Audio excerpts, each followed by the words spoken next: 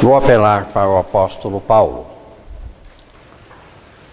Ó profundidade das riquezas, tanto da sabedoria como da ciência de Deus. Quão insondáveis são os teus juízos e quão inescrutáveis os seus caminhos. Porque quem compreendeu o intento do Senhor? Ou quem foi o seu conselheiro? Ou quem lhe deu primeiro a ele para que ele seja recompensado? E agora a conclusão. Porque dele, e por ele, e para ele, são todas as coisas. Glória, pois, a ele eternamente. Amém. Irmãos, já pensaram se nós pudéssemos viver todos os dias na base deste último versículo? Como a nossa vida seria diferente e mais rica perante Deus e perante os homens. Dele, por ele e para ele são todas as coisas. E se isto é alguma coisa importante para a nossa vida de todo dia, os irmãos vão concordar comigo que é mais importante para a vida de uma pessoa que quer dedicar os seus talentos, as suas capacitações a serviço do Senhor. Ele ter que reconhecer que ele não é nada, que ele não tem nada, que tudo que acontece com ele, tudo aquilo que ele pode fazer, é dele, por ele e para ele. Vamos orar. Senhor, nós aqui estamos reunidos, primeiro para agradecer a oportunidade de falarmos da Tua Palavra, abordarmos assuntos relacionados ao serviço ministerial, procurando fortalecer as nossas raízes para Te servir melhor cada dia nas igrejas onde nós estivermos atuando em Teu nome. Abençoa esta reunião. Fala aos nossos corações. Supre as nossas fraquezas. E que desta reunião nós possamos sentir chuvas de bênçãos em nossas vidas. Perdoa as nossas faltas, nossas fraquezas. Em nome de Jesus. Amém.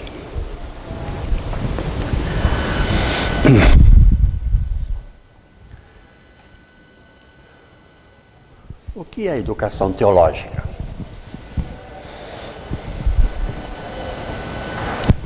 Você sabe onde começou a educação teológica? Qual foi o primeiro seminário?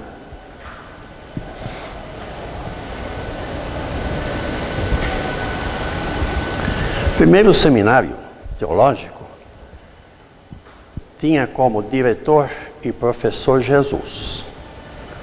E os seus discípulos eram os alunos. Foi ali que Jesus ensinou aos seus discípulos as convicções cristãs, o ensino cristão, que eles, seus discípulos, tiveram a responsabilidade de depois passar para outras gerações. Então nós poderíamos aproveitar muita coisa daquilo que Jesus disse, daquilo que Ele fez, para a educação teológica em nossos dias. Mas os anos se passaram, os séculos se passaram. A igreja teve diferentes agitações, movimentos que entraram, perturbaram. E agora, nesta palavra inicial, eu vou me basear no grande avivamento do puritanismo.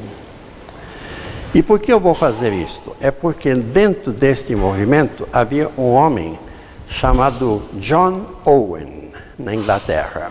Vocês já ouviram falar nele? E muito interessante. Ele é às vezes citado como o grande teólogo britânico de todos os tempos. Como disse, ele viveu no século XVII, quando o puritanismo estava no auge, e morreu dentro deste século em 1683. Estava com a idade de 67 anos. Ele foi um escritor e ele foi um pregador.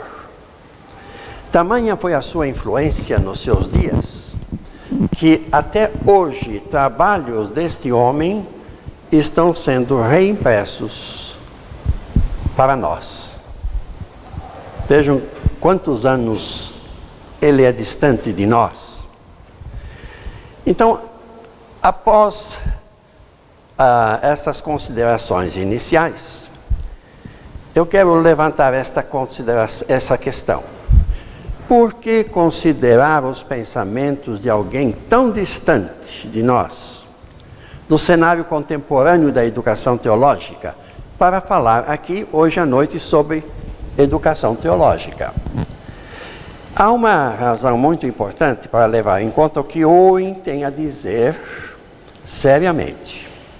Ele diz: existe uma falha crescente e separação entre teólogos e ministros no pastorado. A teologia é cada vez mais a província do seminário e da sala de aula. E a teologia é cada vez menos a província do pastor da igreja local. Isto está acontecendo naquele tempo e está acontecendo em nossos dias. Então, teologia é cada vez menos a província do pastor da igreja local. John Owen, em contraste, como disse, foi tanto um teólogo famoso como um pastor. Além disso, ele era típico desses reformadores, ambos do continente europeu, como da Inglaterra. E um outro escritor, Merle Aubigné, observou que Owen sempre combinava as atividades aprendidas com seus trabalhos práticos. Quer dizer, a teologia para ele não era alguma coisa do ar.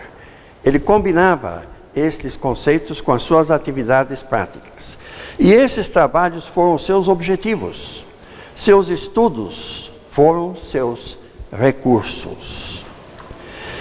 Bem, grande parte do trágico desperdício e fraqueza da igreja contemporânea pode ser delineada pelo divórcio da teologia e do ministério prático. Então, em muitas situações, o que acontece nos seminários é uma coisa, o que acontece na igreja é outra. O que acontece com os teólogos, escritores é uma, o que acontece com os pastores é outra. Parece lógico voltar a examinar o que era essencial na educação teológica, nas mentes dos pastores teólogos da Grande Reforma, dos quais Owen é um exemplo notável. Talvez tal exame fornecerá uma correção que nós precisamos em nossos dias. Antes de alguém poder entender os pré-requisitos essenciais da educação teológica, segundo Owen, deve familiarizar-se com a posição de Owen, pertinente aos objetivos da educação teológica. Para Owen, a busca por conhecimento era seu principal objetivo e propósito primário. Primeiro, viver aceitavelmente diante de Deus. Segundo, o cultivo da santa comunhão com Deus.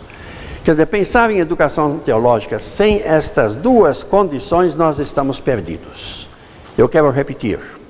Viver aceitavelmente diante de Deus e o cultivo da mais santa comunhão com Deus, onde resiste a verdadeira felicidade da humanidade. Que ele manteve este propósito como fundamental para o estudo teológico não é necessário dizer. Ele esperava que os ministros fossem afetados pela palavra de Deus no nível pessoal antes do seu avanço no ministério público. Isto nós aceitamos. Apenas ele não considerava os homens qualificados para buscar o desenvolvimento de suas capacidades, de suas habilidades nas áreas práticas de serviço. Uma coisa permanece clara nos escritos de Owen: nem teologia, nem ministério prático, nem sequer o processo de educação sempre serviram para os mesmos fins. Seu objetivo sempre foi a glória de Deus. A glória de Deus manifestada em sua vida e ministério. Ambos são derivados da comunhão com Deus a nível pessoal. Os irmãos estão percebendo até aqui como Owen coloca em jogo a situação de muitos professores e pastores de nossos dias. Alguns ficam lá nas alturas com as teorias, as ideias, não é? E outros aqui com a prática. Quando no conceito de Owen, as duas coisas deviam estar unidas, não é? Para o bem da igreja. Dizer que os paradigmas da educação teológica, com suas ênfases nos processos resultados, edificam o ministro estudante ou aumentam a sua própria comunhão com Deus. Apenas um olhar para o nível de frustração e desapontamento experimentado por ministros para perceber que o objetivo de Owen não é estimado atualmente e é raramente alcançado. Para a mente moderna, os pré-requisitos essenciais para a educação teológica de Owen são tão simples a ponto de parecerem absurdos. O estudante de teologia deve ser totalmente convertido a Cristo. Vocês vão dizer, mas isso está acontecendo. Mas vejam que Owen diz totalmente. Que não é uma conversão superficial, totalmente convertido a Cristo. Porém, apenas na história recente da igreja, a conversão a Cristo tornou-se, de fato, um caso, uma matéria ou um simples assunto. Em tempos de avivamento, a reforma genuína a que a igreja tornava apenas como informação, que a salvação é um assunto rápido e fácil, é o elemento central na vida da igreja. E isso certamente foi verdade nos dias de Owen. Então, a conversão da alma era de importância vital. Vocês estão percebendo que Owen tem muito para dar, muito para contribuir para os nossos dias. Agora eu queria levar vocês a mais uma consideração.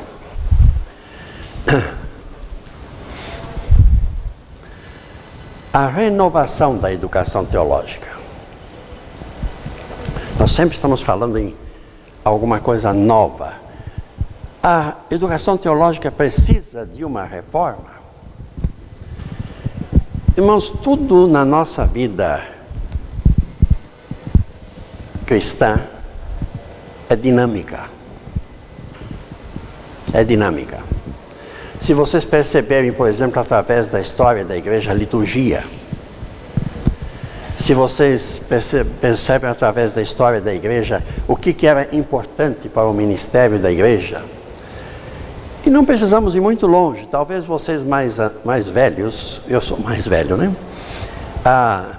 Viveram uma situação diferente daquela situação que nós vivemos hoje.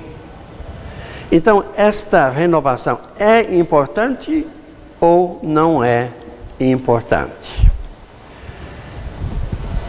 Precisamos desta renovação porque isto é importante para a educação teológica se esta renovação tem uma perspectiva bíblica. As Escrituras estabelecerem a igreja e o ministério de liderança da igreja. Então, a igreja viver segundo as Escrituras e a liderança da igreja agir segundo as Escrituras. Então, as Escrituras requerem um cuidado vital na formação desta liderança. Mas esta renovação nasce também à luz da crise de liderança da igreja ao redor do mundo. Nós vivemos tempos de desafios e de oportunidades únicas, que exigem da igreja bom preparo da sua liderança. Nós já temos isto hoje. Alguém pode dizer, nós nunca tivemos tantos seminários atuando como em nossos dias. Então a situação hoje está melhor. Mas acontece que também as igrejas estão crescendo em número. E as igrejas estão crescendo em número de membros. Quer dizer, esse crescimento da igreja exige uma preparação na educação teológica condizente e que em muitos aspectos não é alcançado. Vivemos então esses tempos de desafios e oportunidades. Por toda parte as oportunidades e desafios se apresentam de formas novas e às vezes confusas. Vocês sabem disto. Há tantas igrejas aparecendo por aí com que vocês não concordam com a sua doutrina, com a sua prática, com o seu culto, não é? Chegou o tempo que urge uma revisão nos moldes da educação teológica, a fim de que a igreja, através da sua liderança, fique equipada para preencher o seu alto chamamento diante de Deus. Deus tem que estar em frente. Deus tem que estar na nossa cabeça. Deus tem que estar em nosso coração, em tudo aquilo que nós fazemos na área de ministério. Existem exemplos de renovação teológica que devem ser espalhados por toda parte a serviço do Senhor. Muitas coisas boas estão sendo feitas e muitas coisas estão sendo mal feitas entre nós. Formas tradicionais estão sendo mantidas simplesmente por serem tradicionais. Às vezes deveria haver uma renovação, mas são mantidas as formas tradicionais. E formas radicais são mantidas por serem radicais. Cremos que está surgindo ao redor do mundo um consenso entre educadores teológicos sobre o assunto da renovação. E eu vou apresentar a vocês algumas sugestões sobre este assunto. Em primeiro lugar, a contextualização. Nossos programas devem ser elaborados levando em conta os contextos onde esses programas vão servir. Por exemplo, se vocês estiverem estudando aqui no Brasil, mas vocês pensam em ser ministro num país da Ásia ou da África,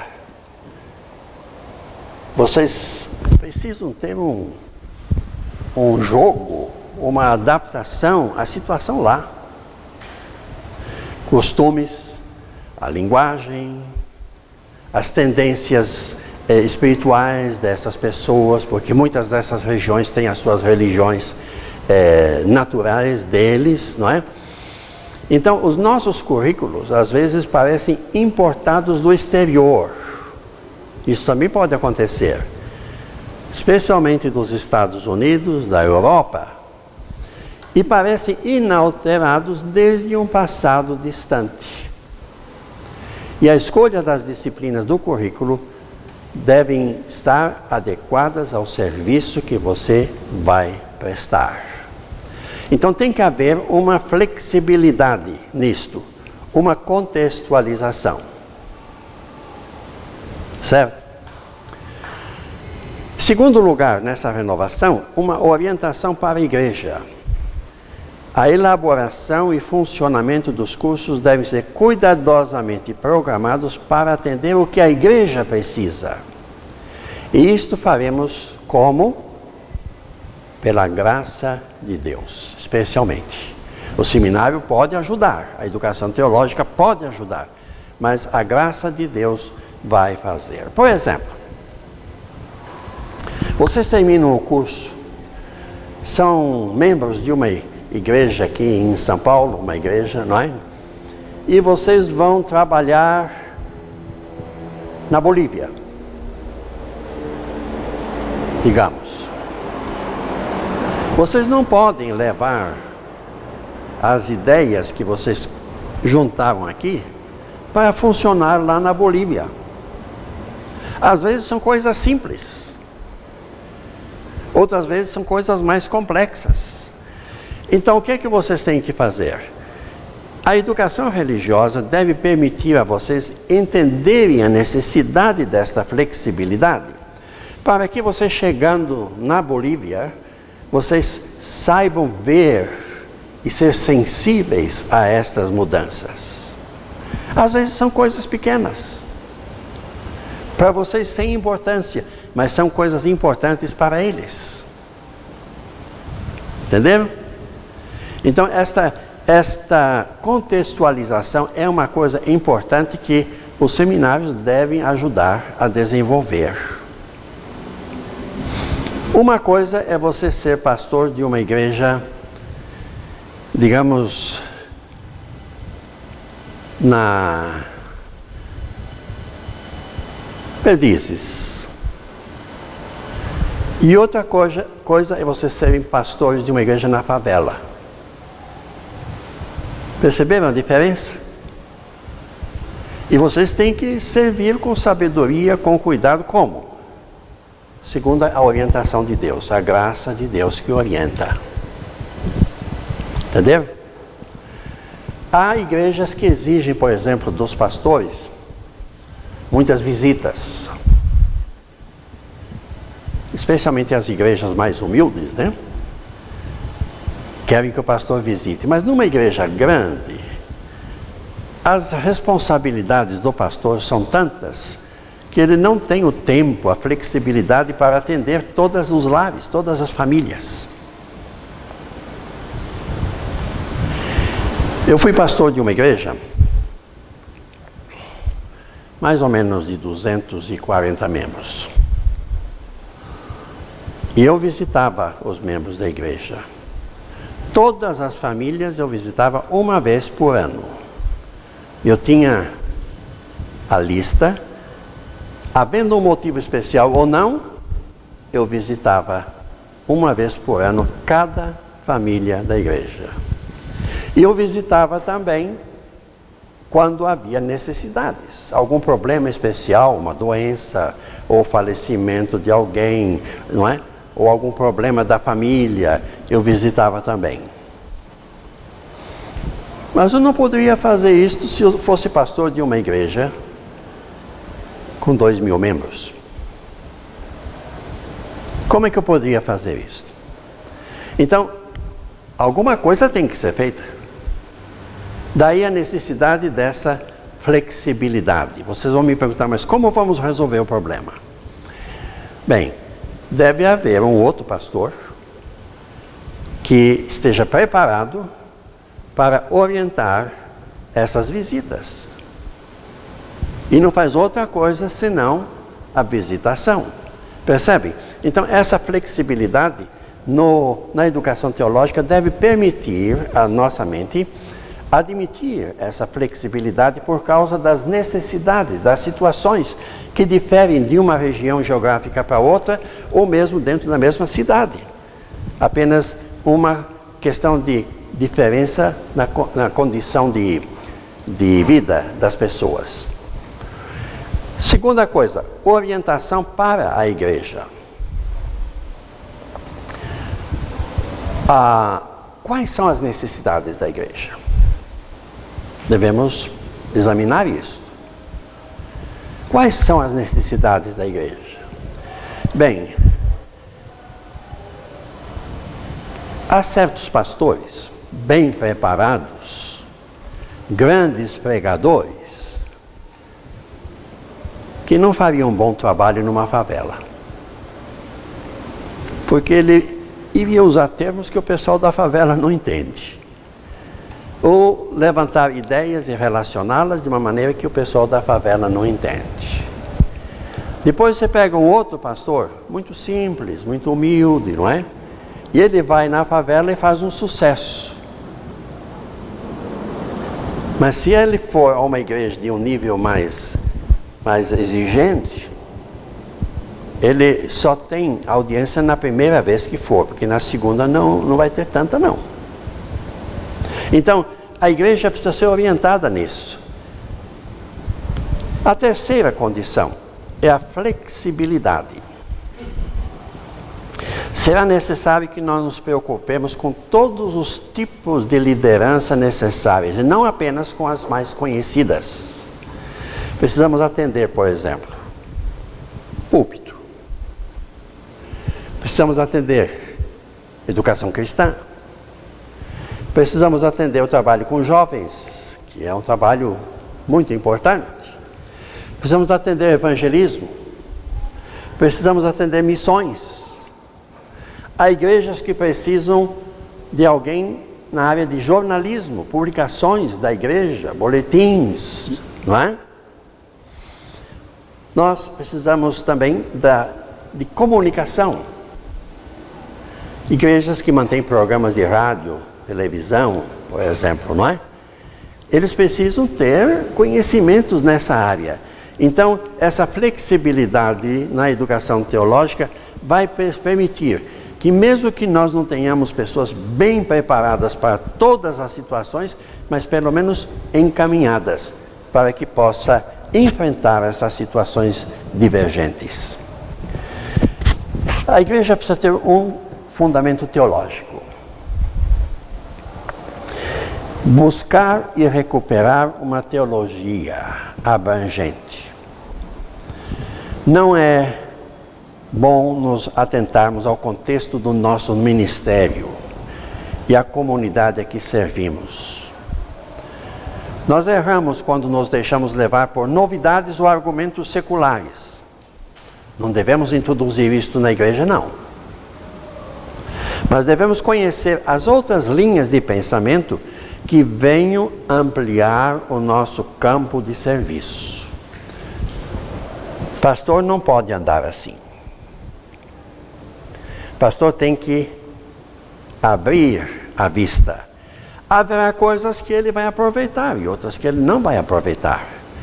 Mas ele deve ter essa possibilidade de ver, examinar, entender e ver se teologicamente ele pode aplicar isso dentro da sua igreja. Uma outra coisa. Uma avaliação contínua. Os nossos programas de educação teológica devem ser controlados pela prática da identificação de objetivos, resultados e ajustes. Porque a igreja muda também.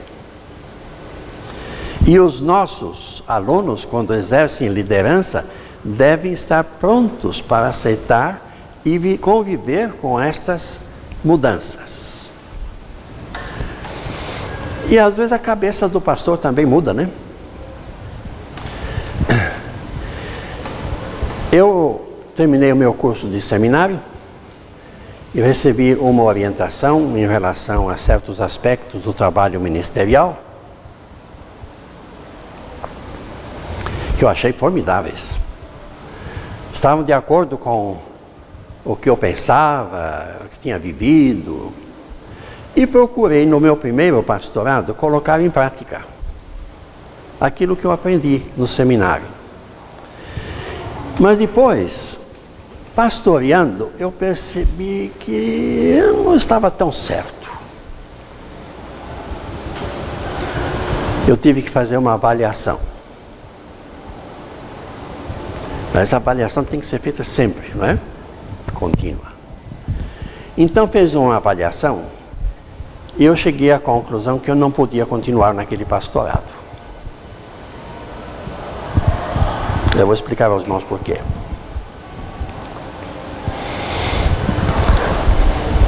Por exemplo, eu ensinei à igreja, desde o começo, que eu só realizaria casamentos entre pessoas crentes.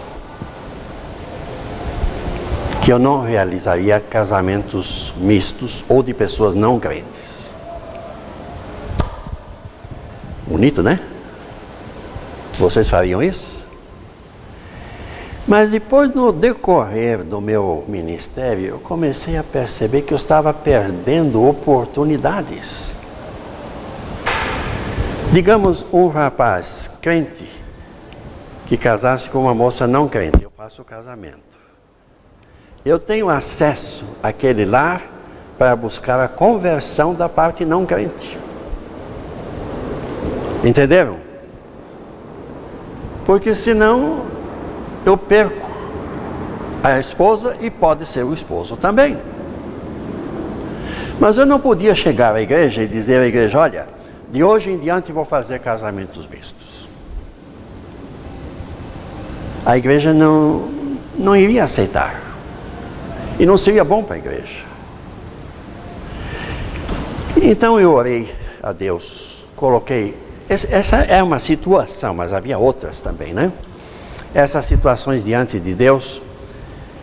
E Ele disse, olha, você já está pastoreando há 6 anos, este é o seu primeiro pastorado, você aprendeu muita coisa, avalia estas coisas que você aprendeu em relação à igreja e ao ministério de um modo geral e faça um outro ministério. Começa uma coisa nova. E foi o que eu fiz. Eu não falei isso à igreja, mas eu intimamente me inclinei a deixar o pastorado daquela igreja. Bem, esse é um ponto, a questão do casamento misto, mas havia alguns outros pontos que eu tive também que avaliar e mudar. Mas esta avaliação tem que ser contínua, no decorrer da educação teológica e no decorrer do ministério. Nós temos que colocar a nossa cabeça numa situação em ordem, em termos de objetivos, em termos de resultados e em termos de ajustes que nós tenhamos que fazer em nossa cabeça. Uma outra coisa que nós precisamos na educação teológica, e agora isso é difícil, é a vida em comunidade.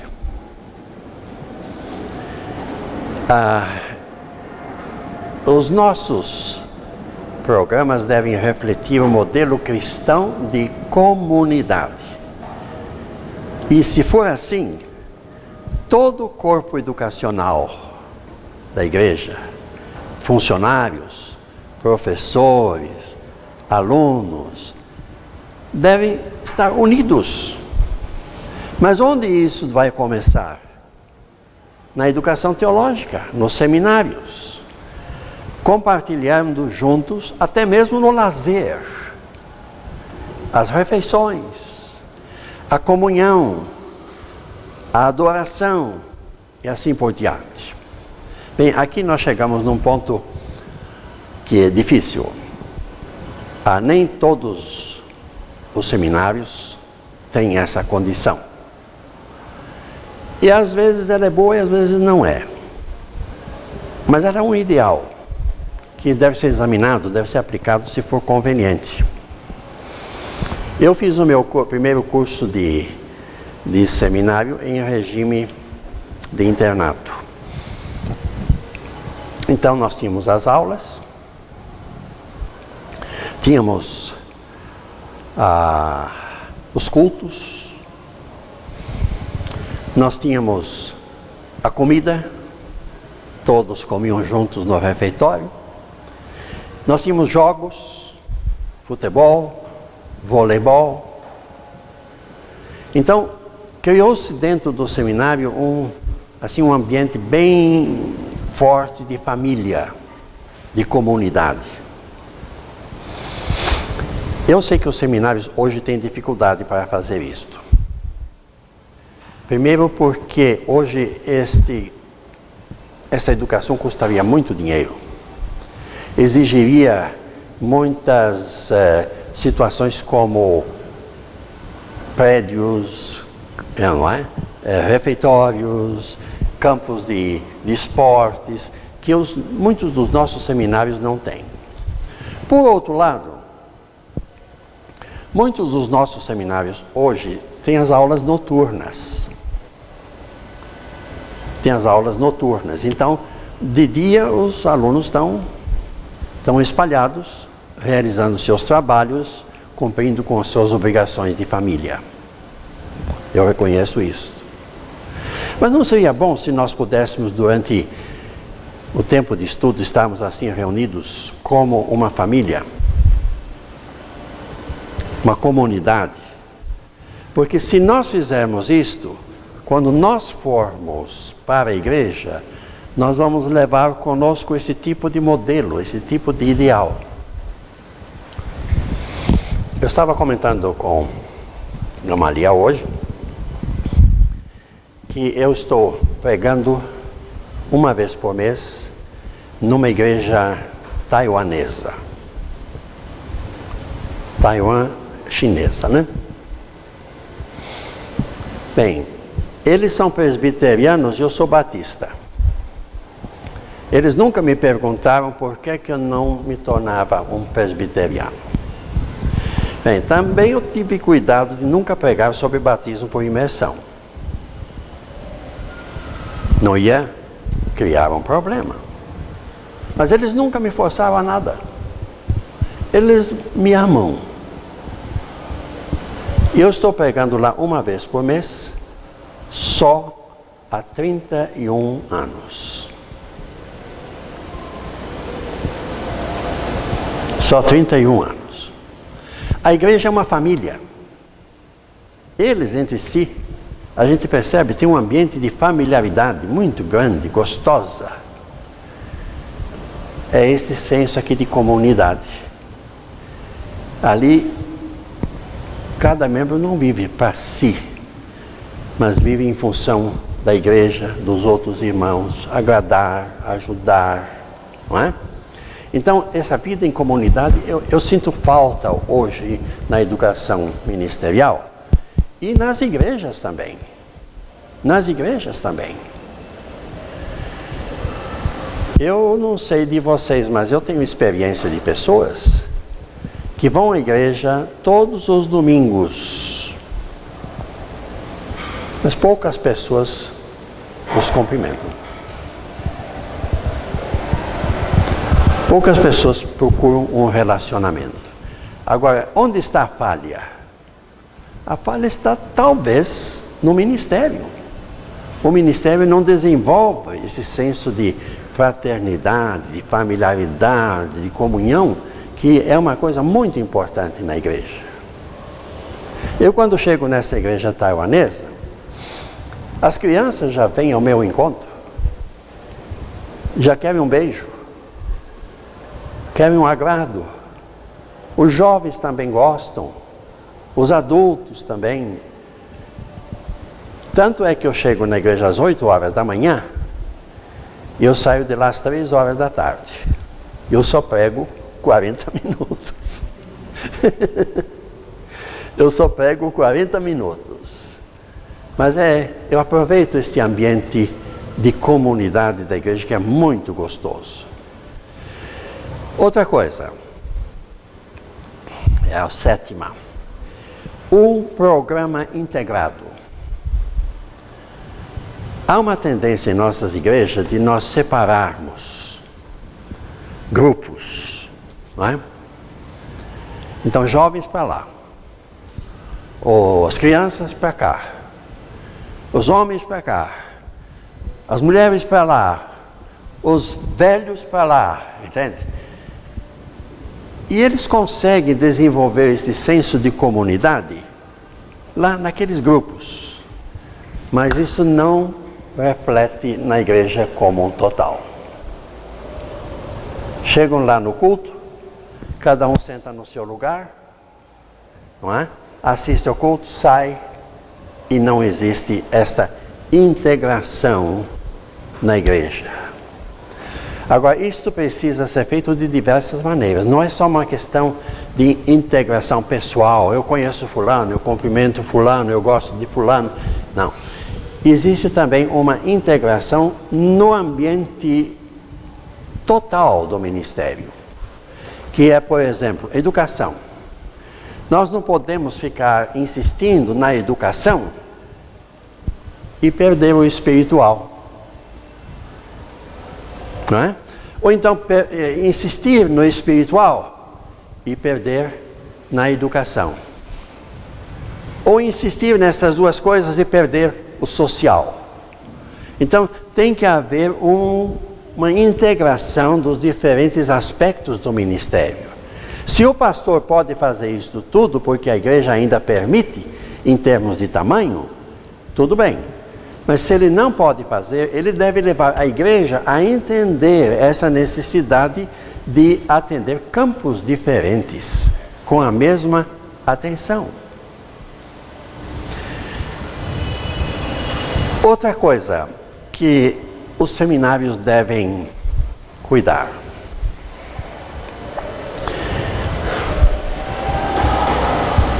Os seminários devem se preocupar em preparar servos. Existe um seminário chinês em São Paulo que chama Seminário Servos de Cristo. Já ouviram falar? Eu já fui professor lá durante 6 anos. Mas a função do seminário é, desde o primeiro ano, insistir na formação de servos, não na formação de líderes, na formação de doutores, de professores. Isso tudo pode acontecer, mas o líder, o professor, o doutor, o músico, todos servos, chamados para servir ao Senhor através da igreja. Concordam comigo? Hoje em dia, às vezes eu fico preocupado. Nos Estados Unidos, por exemplo, aqui também está começando já está começando. Pastores que atuavam com o curso de bacharel em teologia, procurar ardentemente uma formação mais graduada de mestrado ou de doutorado. Sabem por quê? Porque isto abriria para eles uma oportunidade de convite para uma igreja maior, onde o salário também seria maior. Isso está acontecendo, infelizmente. Infelizmente. Então, nós precisamos nos preocupar nos seminários com a formação de servos. Eu estou aqui para servir. Nada mais. Servir a Deus através da igreja. A igreja é o meu campo de serviço e o meu patrão é Deus. Então, às vezes essa busca por um nível acadêmico é uma busca antes de projeção social e financeira. Eu estava comentando com o irmão Gabriel hoje, enquanto a gente vinha de carro, que eu tenho 2 bacharelados, tenho 3 mestrados e tenho um doutorado. Mas eu nunca me vali desses graus no meu ministério, a não ser que fosse para servir. Para servir. Então eu estudei por 2 razões. Primeiro, porque eu sentia um desejo interno de estudar. Era uma motivação interna para mim. Em segundo lugar, quando eu puder usar isto para a glória de Deus, esse estudo, não é? Eu estaria pronto para usar. Mas sempre na condição de servo. Sempre na condição de servo. Eu tenho lá na igreja taiwanesa, que eu sirvo, como disse, O pastor da igreja foi meu aluno no seminário. Foi meu aluno. E quando ele vem e me pede alguma coisa, eu digo para ele: Pastor Jonatas, eu estou aqui para servir. Mais nada. Desculpem-os fazer referência à minha pessoa, mas eu acho que eu posso usar da minha experiência de 81 anos de idade e 55 anos de ministério para dizer alguma coisa dessas a vocês. Também deve haver uma variedade pedagógica na educação teológica. Metodologias de ensino variadas, especialmente adequadas para o contexto cultural a que se aplicam. Aí voltamos outra vez para aquela contextualização de que nós falamos. Então, treinar os professores em novos métodos de ensino, num espírito inovador de flexibilidade e investigação, tendo em vista padrões de eficiência. O professor, normalmente, ele faz o seguinte: ele em casa dá uma recordada nas suas anotações, não é? E vai para a classe e repete aquilo. Na aula seguinte, ele faz a mesma coisa. Quer dizer, não existe uma mudança pedagógica. Os professores devem levar os alunos a atividades diferentes na classe. Por exemplo, pesquisas. Bem, hoje eu não vou dar aula, mas vocês vão à biblioteca e vão fazer uma pesquisa de uma página sobre este assunto. Entendeu? Perceberam? Quer dizer, o professor não está saindo do assunto da aula, mas ele está contando com o envolvimento dos alunos através de uma pesquisa pessoal. Então o professor tem que estar sempre aberto para essa variedade pedagógica, e existe muita coisa que pode ser feita. Muita coisa. A 10ª, a mente cristã. Nós devemos formar modelos de pensamento clara e inteiramente centrados na verdade bíblica. Ponto final. Nada mais. É esta a função da educação teológica. Não é suficiente ensinar uma carga de ensinos teológicos, mas nós temos que mostrar também como esta carga pode influir na vida de cada pessoa, dos alunos, e transferir isto para outras pessoas no ministério. Então devemos mostrar que a vida teológica integrada precisa ser vivenciada, de modo que nossos alunos possam continuar experimentando este foco central em toda a sua riqueza e profundidade bíblica.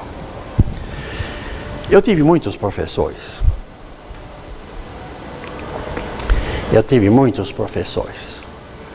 Com esses cursos que eu fiz, eu não saberia nem dizer a vocês quantos professores eu tive. E alguns eu já nem lembro mais o nome. Mas eu lembro de um.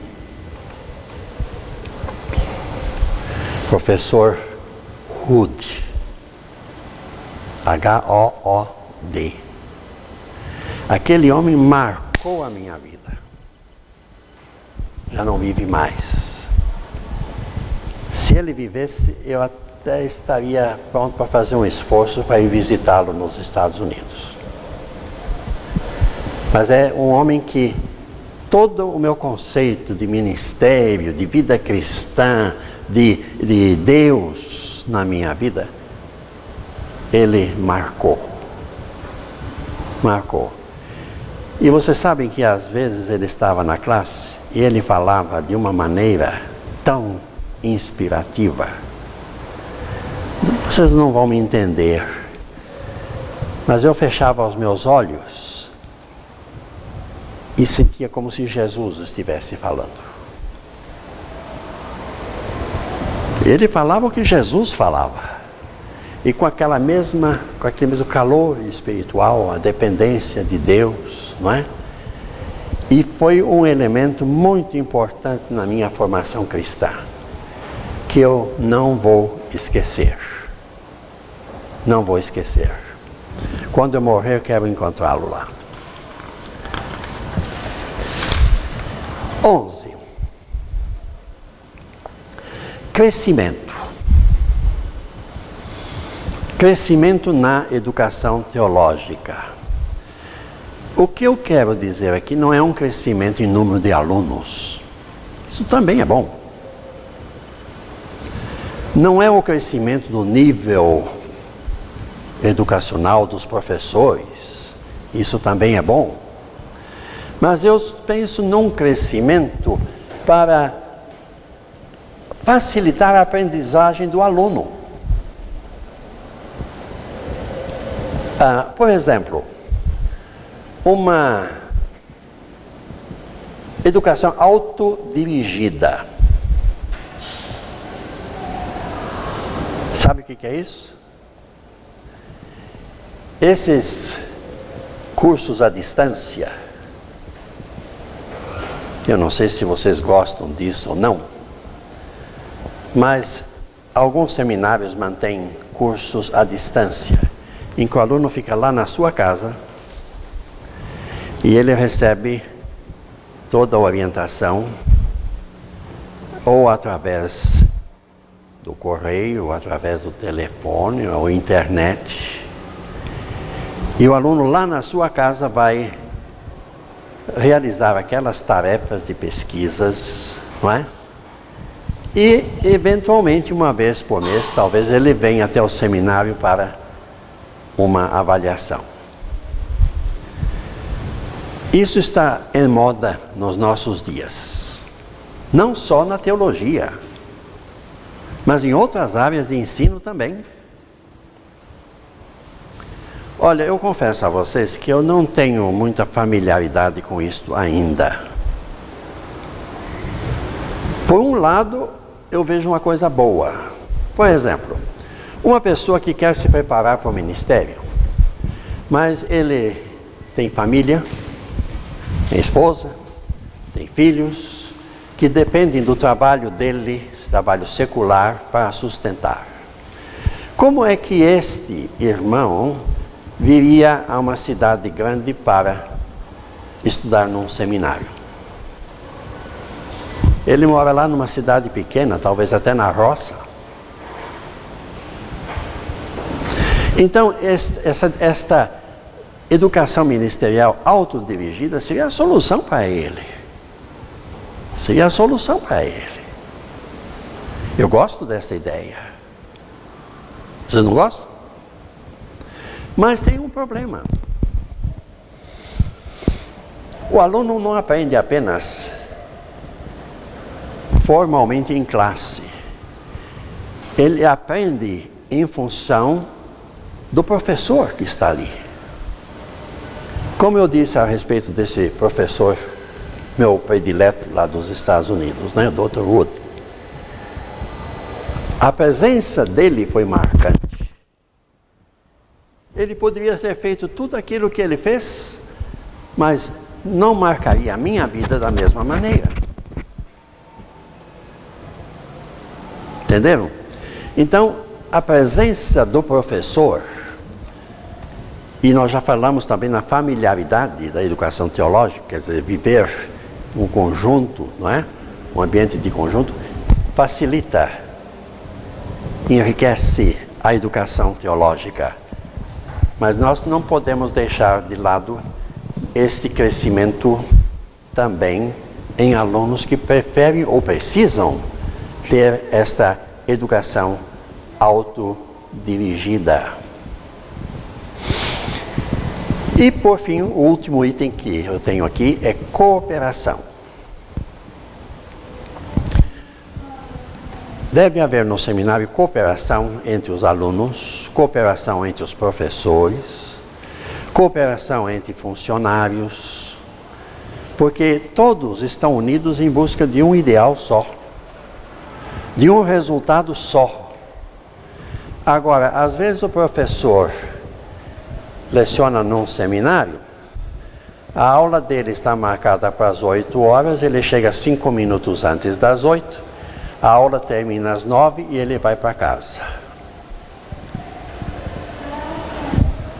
Não oferece nenhuma convivência, nenhuma cooperação. Os alunos não podem nem procurá-lo e dizer: professor, eu não entendi bem isso. Professor, eu gostaria de saber da sua opinião sobre esse assunto. Entende? Então, a cooperação dentro dos nossos seminários deve ser uma constante entre alunos, professores, funcionários, direção, todos, o máximo possível. Porque aí nós temos o quê? Nós temos o encorajamento, nós temos a edificação mútua, temos a troca de experiências, não é? Nós precisamos de todos estes. Nós precisamos destas pessoas e essas pessoas precisam de nós. Alguma pergunta sobre esta linha de pensamento, sobre reforma na educação teológica, renovação?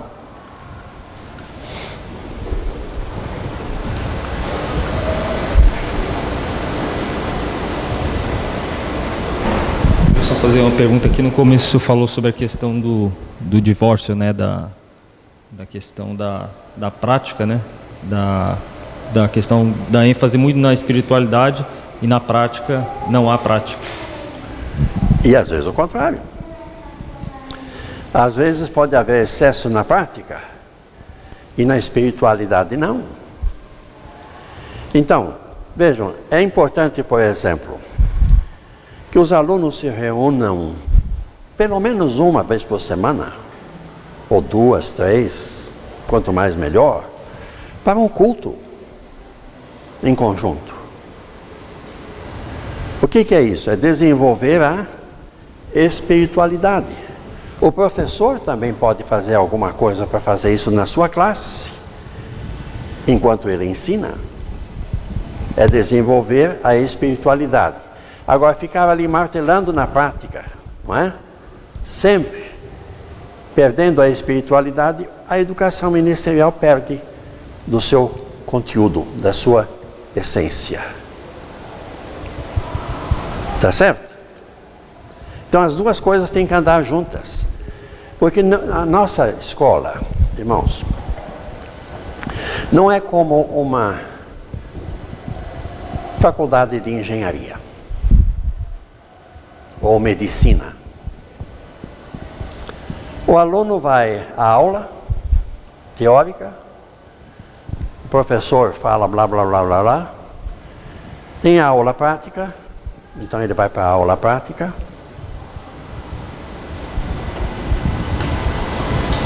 Mais nada. Ele não tem mais nada. Ninguém ensina nada assim de espiritual, vamos dizer, de maior valor para um aluno de medicina ou de engenharia. É essencialmente a prática. Concordam comigo? Agora, nos seminários tem que ser diferente. Nós estamos num ambiente celestial. E nós precisamos sentir este ambiente celestial em tudo aquilo que nós fazemos aqui. Alunos e professores. No ensino ou na convivência. Não é? Mais alguma pergunta? Só mais uma. Eu gostaria de, no caso de, que o senhor falasse um pouco mais também sobre a questão da didática de ensino, né? A questão da didática de ensino, a metodologia de ensino, para que enriquecer mais a questão, para a gente trabalhar essa questão muitas vezes na igreja, porque muitas vezes a gente tem muita dificuldade de atingir o público e muitas vezes nós precisamos de orar a Deus, buscar e também de pessoas também que nos oriente com a sua experiência também de uma vida cristã, para a gente possa... O ideal que o seminário ofereça uma espécie de estágio prático. Se possível, durante o curso todo, melhor. Se não, se for, digamos, um curso noturno, pelo menos no final do curso, 1 ano de estágio. Quando eu estudei pelo seminário no Rio de Janeiro, eu fazia estágios todos os domingos numa igreja. Fiquei 4 anos naquela igreja, dirigindo uma congregação, ajudando o pastor, não é? Diferentes trabalhos juntamente com o pastor da igreja durante 4 anos. E aquilo me ajudou em algumas coisas mais do que a sala de aula para o ministério. Então você tem razão. A prática, a gente nem sempre pode ensinar dentro do seminário. Então esse estágio é importante. É importante. O próprio pastor que eu tinha lá nessa igreja, às vezes me convidava para pregar. Ele me convidava para pregar. A função era dele. Mas ele queria me dar uma oportunidade de exercitar, não é? Tenho saudades dele também, já falecido, José dos Reis Pereira, do Rio de Janeiro. Mais alguma pergunta? Bem, está na hora de dormir? Que horas são agora? Quase 9, né? Quase 9.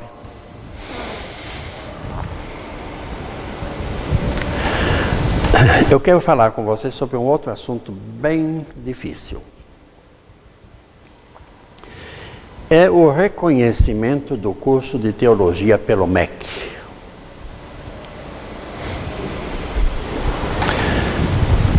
Vocês já ouviram falar nisso? E eu tenho avaliado isso e, na verdade, eu não tenho chegado a uma conclusão final. Vou falar a vocês o que eu penso sobre isso. O Ministério da Educação, através do Conselho Federal de Educação, passou a reconhecer o caráter universitário do curso de teologia. Isso aconteceu em 1999.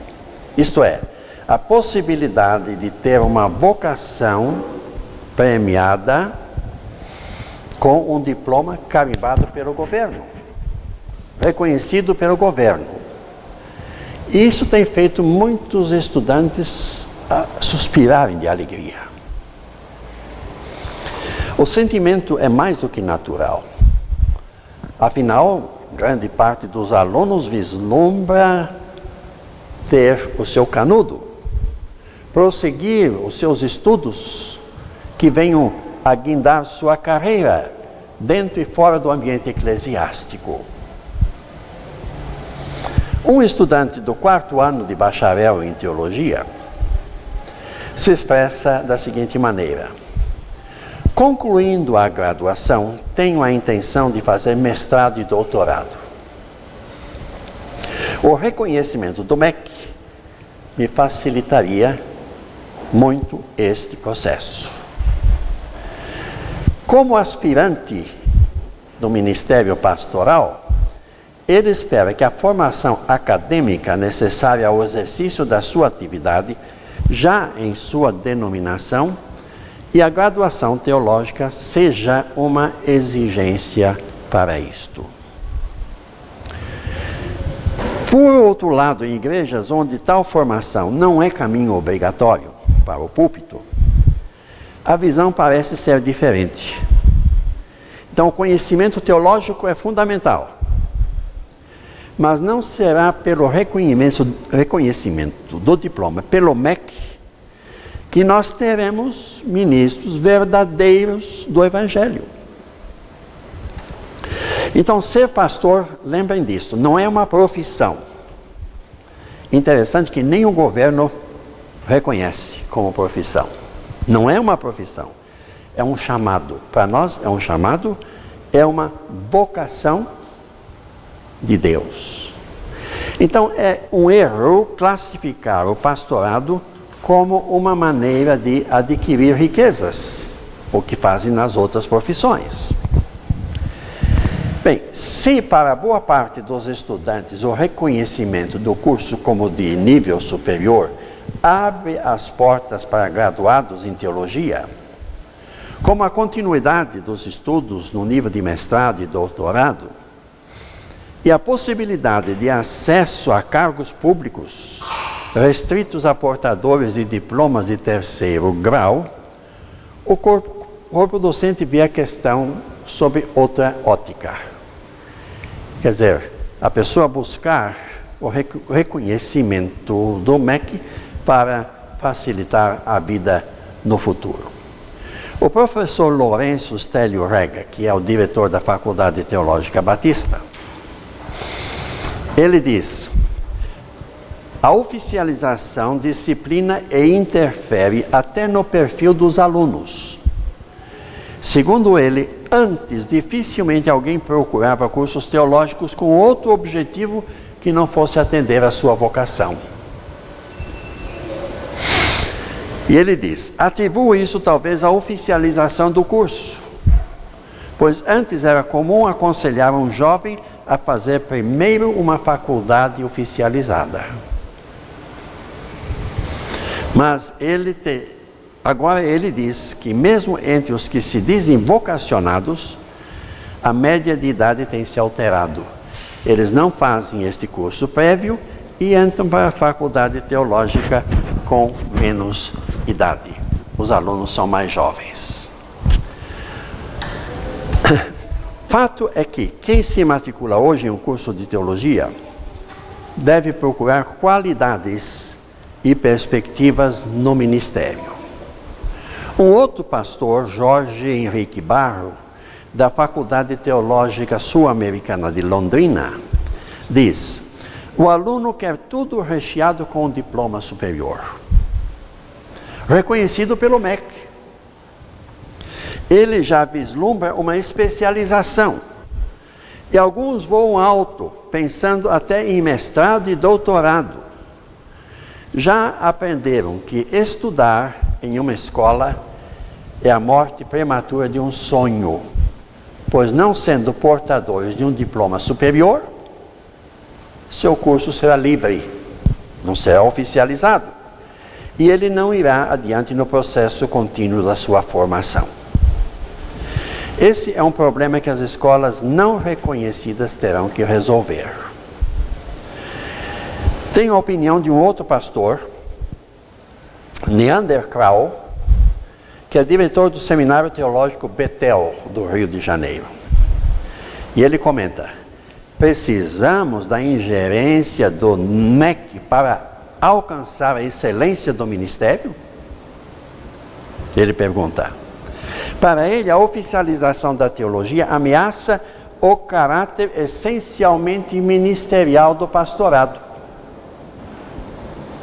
Ao nivelarmos pura e simplesmente essa área de formação com as demais, nós passamos a admitir a teologia como um campo profissional.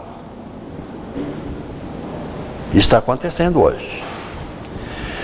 O pastor Robinson Jacinto de Souza, coordenador do Seminário Servo de Cristo, diz: o MEC não é empecilho para nenhuma instituição, a não ser para aquelas que levam a educação teológica com a barriga, diz ele. Muitas instituições continuam como seminários e mesmo oferecendo cursos livres, possuem e atendem ao rigor pedagógico educacional. Mas mesmo assim, Jacinto defende que levar o ensino da teologia a sério em termos profissionais não significa perder de vista o que chama de razão da existência dos seminários teológicos. Isto é, responder ao comissionamento de Cristo por meio da educação. Fruto disto, de uns poucos seminários e das faculdades teológicas reconhecidas, são os ministérios frutíferos de seus ex-alunos que mostram que o X da questão não está no MEC, mas em nós mesmos, como gestores deste processo. E o professor Jorge Henrique Barro, que eu já citei, destaca-se por defender que quem ganha com o processo são os seminários, seus alunos e as igrejas. Já uma das vozes críticas mais representativas é do pastor Neander Crowell. Jorge Henrique Barro, de Londrina, diz: este processo traz muitos benefícios. A oficialização melhora as condições técnicas do curso, como o projeto pedagógico, o plano do desenvolvimento institucional, o nível do corpo docente, a biblioteca, o corpo técnico administrativo e o próprio corpo discente. Uma escola que passa por esse teste certamente cresce e se desenvolve com mais consciência educacional. Passa a ser uma escola dirigida por gente mais preparada para inseri-la no contexto federativo de ensino. E ainda por último, a palavra de Neander Crowell, do Betel. As evidências dão conta de que a igreja praticamente nada ganhou com o reconhecimento.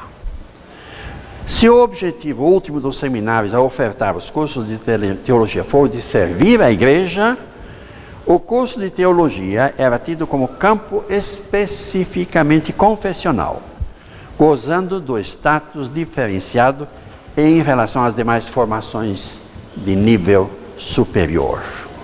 Então, ao nivelarmos pura e simplesmente essa área de formação com as demais, nós passamos a admitir que a teologia como campo é um campo profissional e derrubamos nosso antigo discurso de que pastores não são profissionais. Além disso, todo o conselho normatizador e fiscalizador de profissão representa os conselhos do Estado e da própria sociedade civil no controle de determinada ocupação. Não sei se isto já causou uma agitação na mente de vocês. Vocês ainda não estão na condição de enfrentar essa decisão, não é? Já? Não. Mas ela está por aí. Está por aí. O seminário ainda não tem dado os passos para esse reconhecimento, mas daqui a alguns anos alguém pode surgir com essa ideia de que o curso teológico de vocês seja reconhecido pelo MEC. Eu tenho minhas dúvidas ainda. Eu não me convenci completamente com esse reconhecimento. Nesse contexto que eu acabei de apresentar a vocês, vocês percebem que eu não estou muito seguro quanto a isso. Vamos em detalhes. Se uma pessoa quer fazer uma continuação depois do curso teológico, numa outra área, vai ser numa outra área, porque não é? Que se for para fazer uma continuação dentro da área da teologia, os próprios seminários oferecem mestrado e doutorado. Mas se for numa outra área, por exemplo, que o aluno termina o curso, ele é pastor e ele quer ser mais alguma coisa, um professor de alguma coisa, não é? O meu conselho seria o seguinte, e este é o único arrependimento que eu tenho na minha vida pessoal. Terminado o 2º grau, vai e faz um curso secular, mesmo que tenha chamada para o ministério.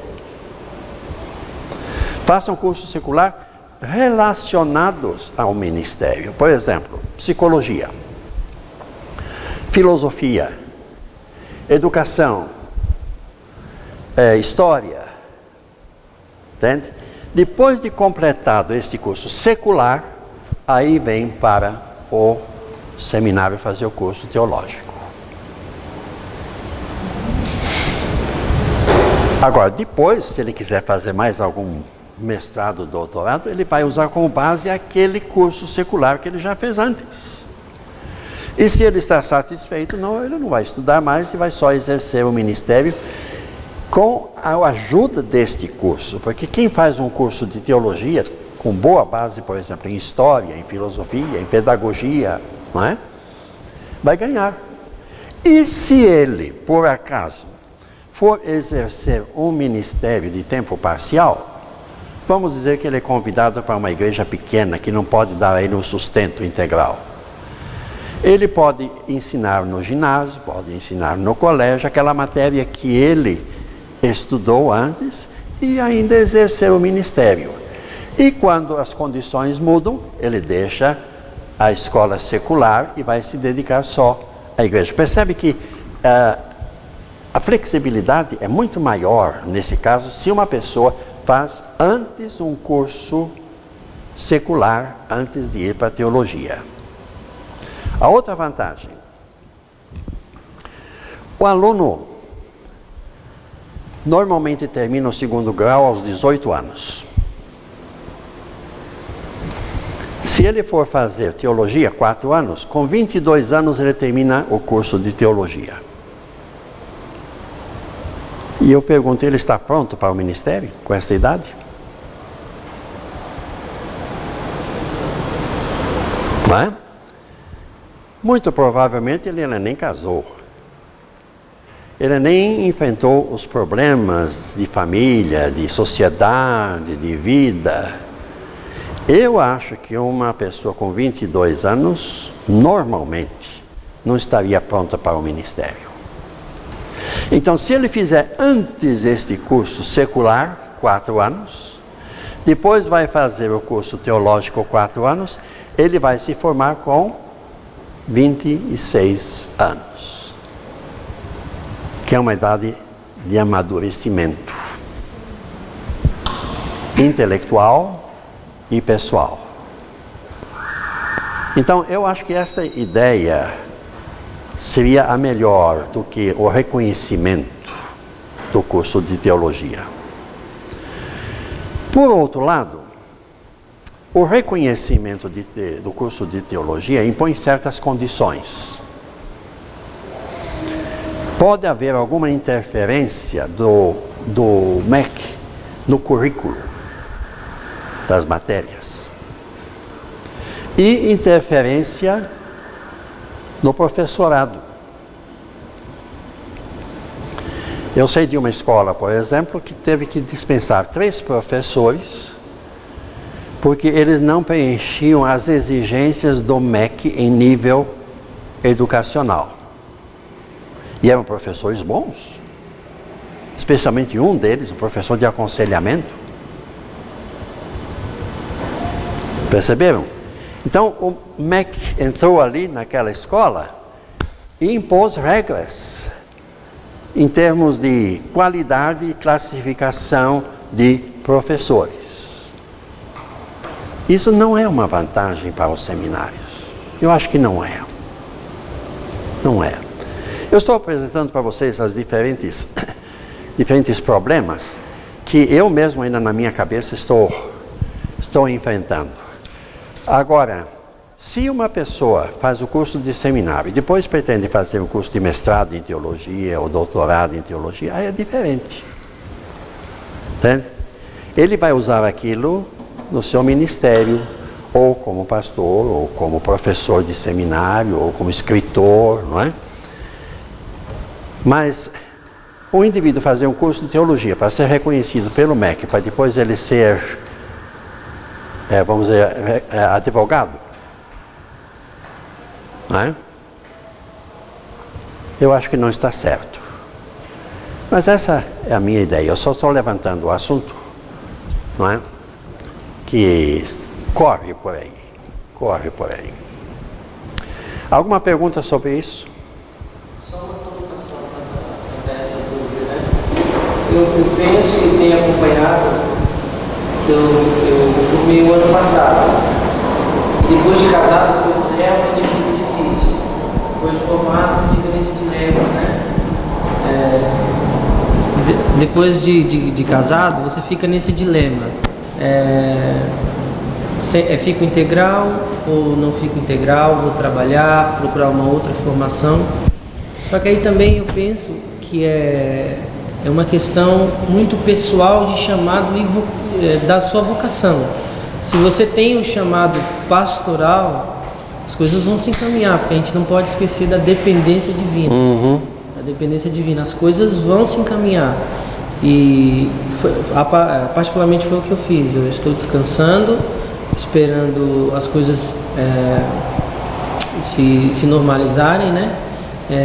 Mas eu penso também futuramente, não agora, ter uma outra formação. Mas quando eu cheguei no seminário, eu já cheguei com essa cabeça de que eu não vou sair daqui com um certificado que valida a minha função pastoral. Eu vim aqui para servir, eu vim aqui para desenvolver o meu ministério. Então, essas coisas que estão sendo confundidas hoje, né? É verdade, é verdade. Há pessoas que usam o curso do seminário reconhecido pelo MEC como um trampolim para uma outra área de atuação de serviço. Entenderam? E isso facilita mesmo. Facilita. Bom, mais alguma pergunta? Irmãos, eu quero agradecer a atenção de vocês. Foi muito gostoso. Vocês têm paciência com um professor como eu, que tem muita história para contar e tem muita idade já vivida. E espero que tenham aproveitado uma ideia ou outra aqui ou ali e saibam como isto pode influenciar na vida de vocês como pessoa e na vida do próprio seminário do futuro.